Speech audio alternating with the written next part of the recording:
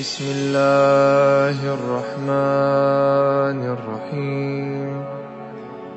اللهم صل على محمد وآل محمد. السلام عليك يا وارث آدم صفوة الله. السلام عليك يا وارث نوح نبي الله. السلام عليك يا وارث إبراهيم خليل الله. السلام عليك يا وارث موسى كليم الله. السلام عليك يا وارث عيسى روح الله. السلام عليك يا وارث محمد حبيب الله. السلام عليك يا وارث أمير المؤمنين. السلام عليك يا ابن محمد المصطفى. السلام عليك يا ابن علي المرتضى. السلام عليك يا ابن فاطمة الزهراء.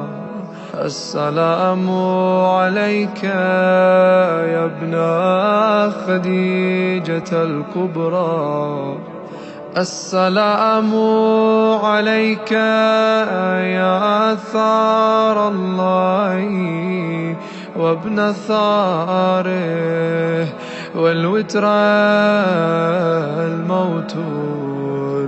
أشهد أنك قد أقمت الصلاة وآتيت الزكاة وأمرت بالمعروف ونهيت عن المنكر وأطعت الله ورسوله حتى أتاك اليقين. فلعن الله أمة قتلتك، ولعن الله أمة ظلمتك، ولعن الله أمة سمعت بذلك فرضيت به. يا مولاي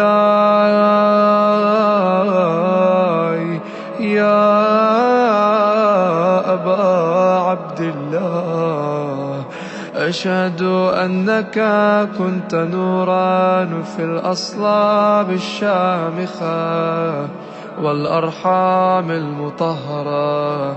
لم تنجسك الجاهلية بأنجاسها، ولم تلبسك من مدلهمات ثيابها.